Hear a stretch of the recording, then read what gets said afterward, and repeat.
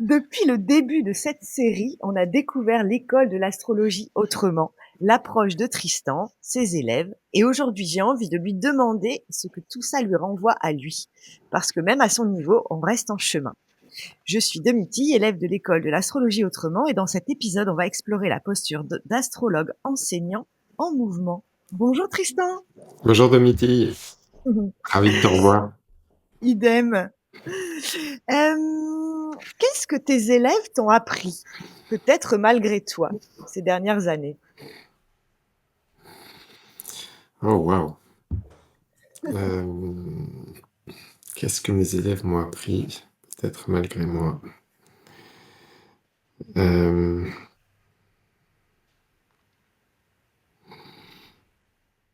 Il y a un point sur lequel j'étais très naïf. Je pensais que quand on avait dit un truc une fois, c'était acquis. Et je sais pas pourquoi je pensais ça. Je suis même pas sûr que moi-même je fonctionne de cette manière.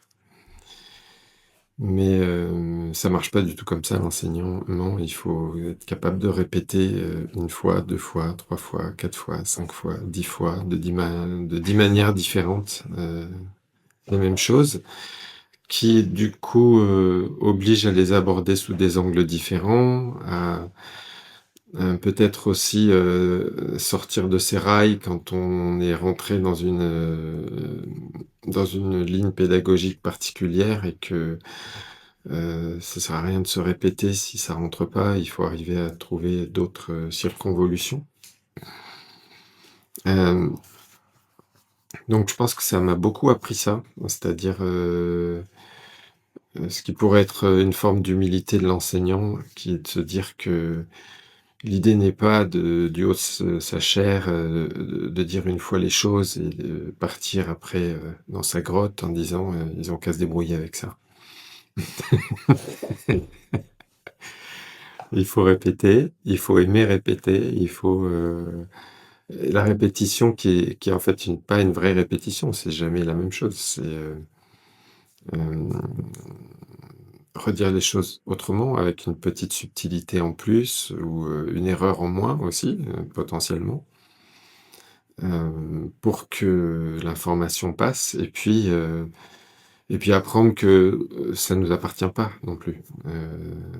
C'est comme, une consultation en fait. La personne comprend ce qu'elle peut comprendre à un moment donné ou ce qu'elle veut comprendre aussi, peut-être que c'est un peu des 2. Mais dans tous les cas, l'apprentissage, la transmission d'informations appartient à celui qui la reçoit et qui en fait quelque chose. Donc je dirais que c'est, ça principalement. Ok. Est-ce que dernièrement, et si oui, lesquelles, tu as traversé des remises en question dans ta pratique ou ta transmission? Oui, alors ça c'est très, très, très récent, ça date de cet été. Hem, c'est que je ne travaille pas avec les maîtrises. Les domiciles, les dignités, les débilités, les maîtrises et mais je m'intéresse toujours au sujet. Moi, ce que j'attends, c'est que quelqu'un me fasse une démonstration. C'est-à-dire que parce que la problématique de ça, je suis en train de travailler sur un article sur le sujet, parce que je me suis rendu compte qu'il y a Kepler avait aussi mis, des doutes là-dessus. Kepler que les astronomes et les scientifiques d'aujourd'hui, aiment bien, expliquer qu'il n'a jamais fait d'astrologie ou s'il en a fait, c'était juste pour gagner de l'argent, mais qu'il le méprisait complètement, l'astrologie et cetera.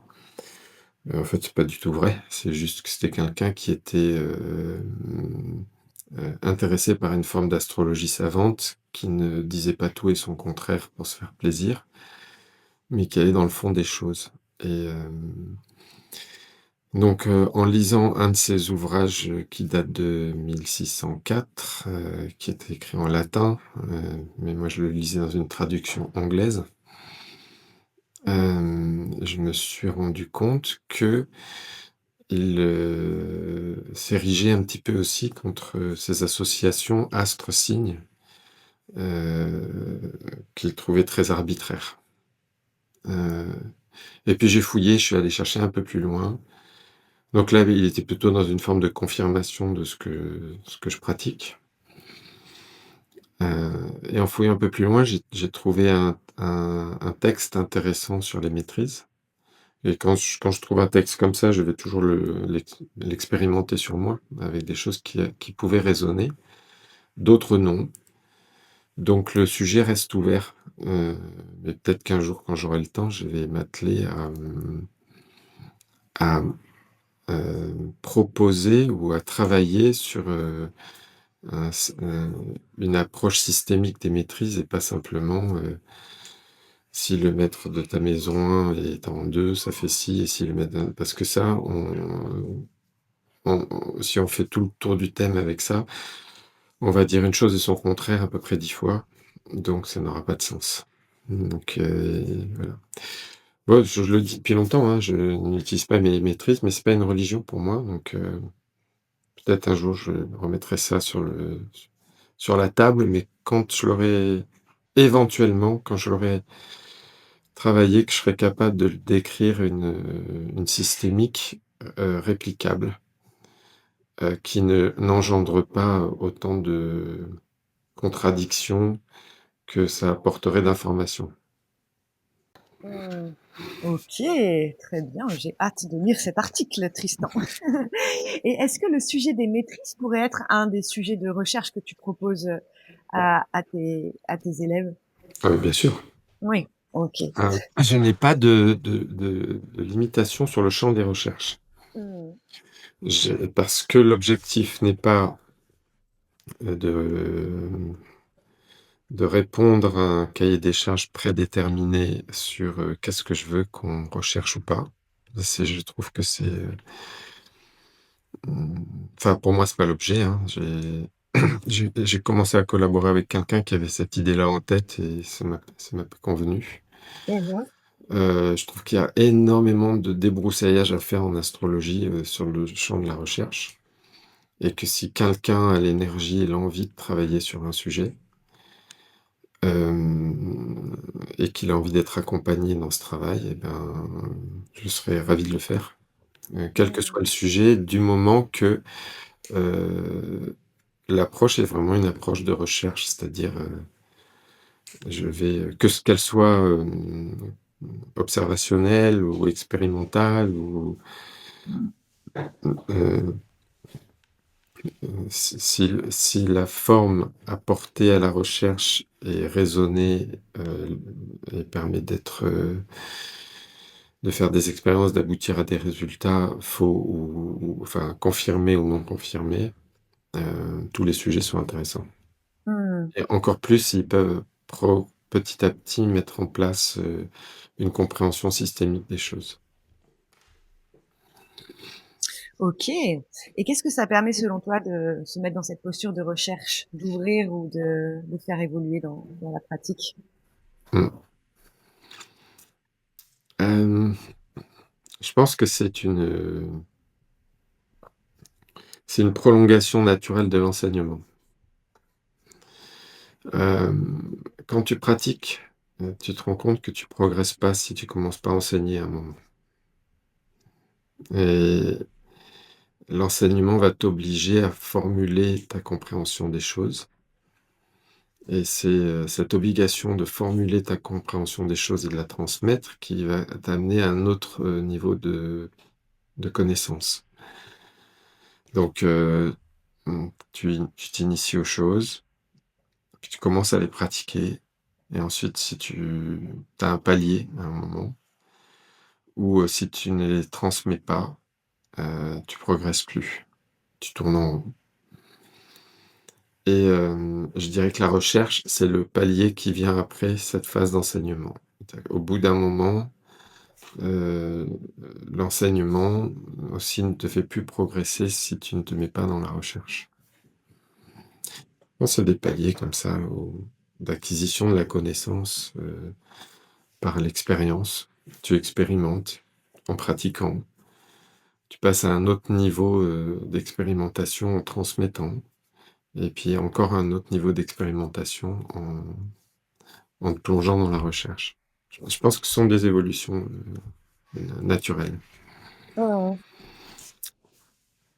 et puis après, peut-être, encadrer la recherche des autres, enfin, voilà. Je sais pas, c'est qui est vers ce que je vais aujourd'hui, en fait. Mmh. OK. Et est-ce que, à part les maîtrises, est-ce que certaines, thématiques te travaillent plus particulièrement, en ce moment, que ce soit toi qui mènes les recherches ou, certains de tes, étudiants? Hem, oui, il y a un sujet qui est apparu il y a quelques mois. Je ne sais plus du tout comment ça m'est venu en tête. C'était, alors la révolution solaire est un sujet que je trouve assez hallucinant, parce que j'en ai aucune explication, aucun fondement, matérialiste, raisonné, raisonnable, concret. Je peux absolument pas, pour le coup, j'ai pas de système, logique qui me qui pourrait me dire, il y a une raison pour laquelle ça fonctionne, c'est celle-là. Je ne sais pas du tout, mais je trouve ça extrêmement fort, ça marche, très bien. C'est très efficient, on va dire et du coup, j'ai exploré, la révolution martienne. Non plus pas la j'ai fait ça, je ne sais plus pourquoi, j'ai des élans de curiosité quelquefois comme ça et j'étais, très surpris de voir, comment ça a fonctionné pour moi. Du coup, je pense que cette année, dans le module révolution solaire et transit, je vais initier les gens à la révolution martienne. C'est génial. La difficulté c'est de savoir où, parce que autant on peut avoir à la mémoire de où est-ce qu'on était l'année dernière pour son anniversaire, où est-ce qu'on était il y a 2 ans, dans un jour quelconque de l'année, parce que ça ne tombe pas le jour d'un anniversaire solaire, Ah bah oui. c'est autre chose. On peut ne pas du tout s'en souvenir ou avoir un mauvais souvenir, mais bon, voilà, si on était, dans un rayon de 100 kilomètres, les erreurs sont faibles. Mmh. OK. Oui, la révolution martienne, c'est pas mal ça. Bah oui. Hem, Tu peux faire une révolution lunaire aussi, hein, tous les mois, oui, ouais. mais du coup, il faut la question va être de se dire: «Qu'est-ce que c'est? Qu'est-ce que ça va nous apporter comme information?» Est-ce que tu veux dire aussi un petit mot sur ta recherche du moment, pour laquelle tu cherches des Alors, j'accompagne aujourd'hui. oui, OK. C'est pas moi qui mène la recherche, c'est une chargée de recherche, une étudiante qui s'appelle Morgane et donc qui fait une recherche sur, la dont l'objet est de regarder s'il y a une correspondance entre la définition des tempéraments hippocratiques par les naturopathes et ce que l'astrologie pourrait nous donner comme, résultat en, calculant la dominante des éléments du thème de naissance, qui sont tout à fait correspondants, hein. C'est les mêmes principes, ça date, d'Hippocrate. Hippocrate avait dit, «Nul ne peut être médecin s'il ne connaît les bases de l'astrologie» et il se référait particulièrement à la notion des tempéraments hippocratiques, donc, de la stimulation des éléments feu, terre et eau dans le thème de naissance. Donc, je connaissais depuis quelques années, une femme qui était venue, faire une formation d'ailleurs, une ou plusieurs, je sais plus, à l'époque en stage et qui, a pris un poste en Suisse dans lequel elle s'occupe de dans une école qui a, une structure qui est, dans le concept et la volonté dont je me suis inspiré, c'est-à-dire, pour l'école, c'est-à-dire, de pouvoir travailler autant avec des enseignants, des praticiens que des chercheurs, hein, de savoir, mixer ces personnes et les faire travailler ensemble avec leurs données. Hem, Elle a mené une recherche donc, très structurée avec un partenariat avec l'université australienne pour voir si, les naturopathes étaient capables de créer entre eux un consensus pour déterminer ce que c'était qu'un tempérament bileux, sanguin, et cetera.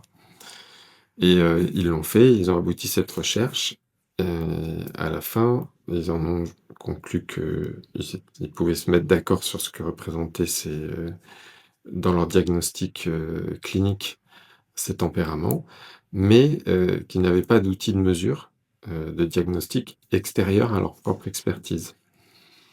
Et d'où est venue, l'idée de, commencer à faire, cette recherche en astro, avec l'astro en fait, qui pouvait donner l'outil de diagnostic extérieur.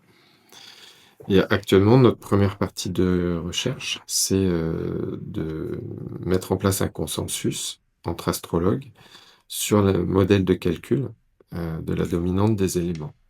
Donc pour l'instant, on n'est que là-dessus, c'est ultra simple, et donc on a fait un appel à des experts, pour qu'ils viennent faire part, dans, ce tour de table dans lequel on va se poser des questions sur le calcul de la dominante des éléments, qu'ils fassent part de leur expertise et qu'on voit si on aboutit, ou pas à une forme de consensus. C'est pas toujours simple, Ouais. parce que j'ai l'impression que les astrologues qui ont, pignon sur rue, ne veulent pas se mêler aux travaux des autres. Mais on va voir jusqu'où on va, comment on y va et ce qui fonctionne. Mmh. L'idée après étant, d'arriver à faire une troisième étude. Donc là, il y a une étude qui a été faite par un naturopathe, une autre qui est faite par, des astrologues, chacun, déterminant une méthode de diagnostic ou de calcul.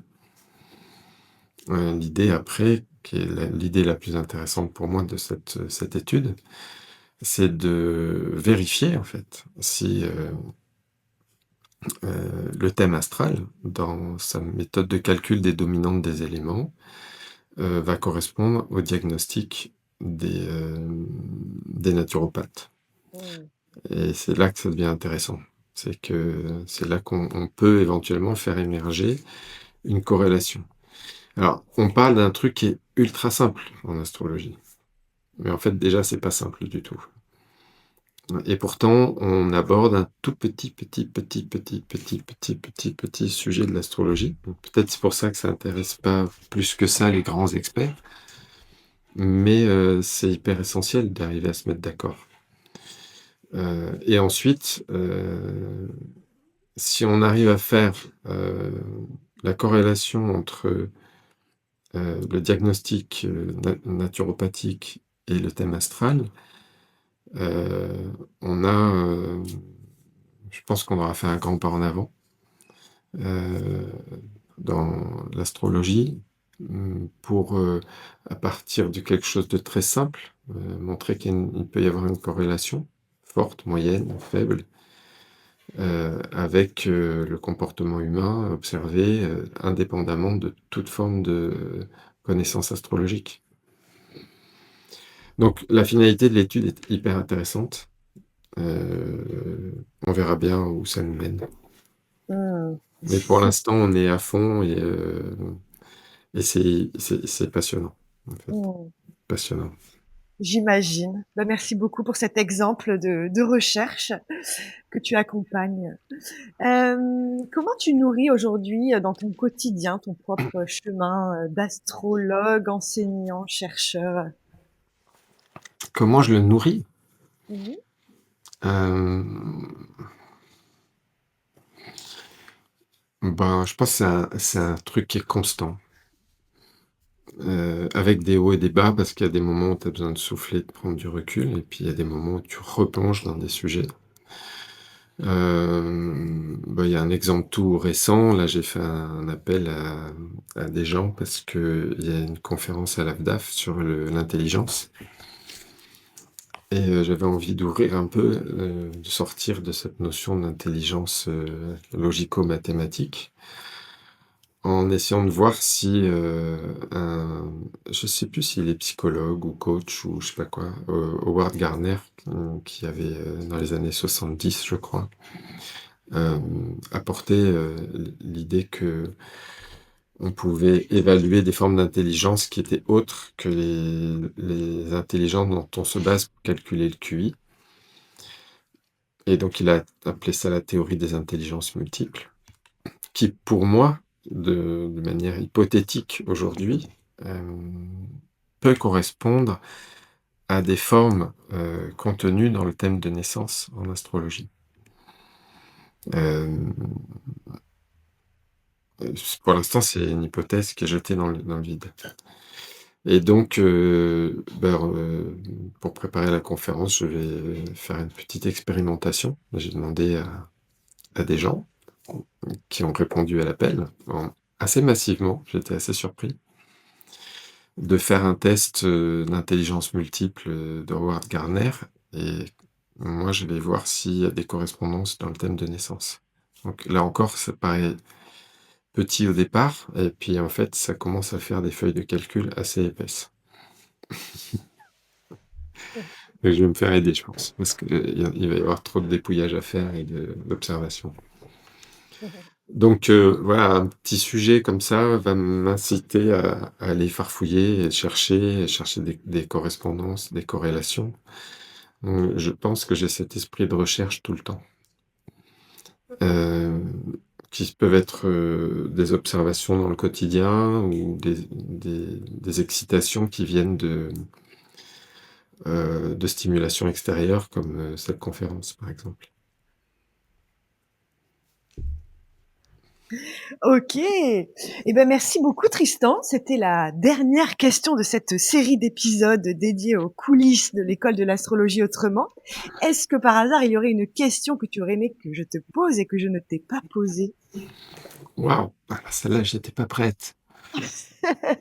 Une question que j'aurais aimé que tu me poses, hem,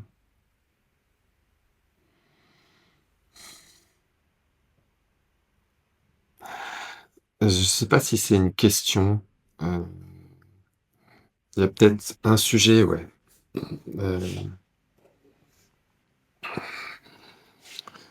c'est, justement cette difficulté à ce que les astrologues, se parlent plus. Je ne sais pas comment on peut faire. Heu je pense que c'est important qu'on ait, nos structures, nos outils, notre public, notre approche des choses. Mmh, mais et je trouve aussi dommage quelquefois qu'il y ait pas plus d'échanges. D'échanges dans lesquels il y a pas d'enjeu, en dehors du fait de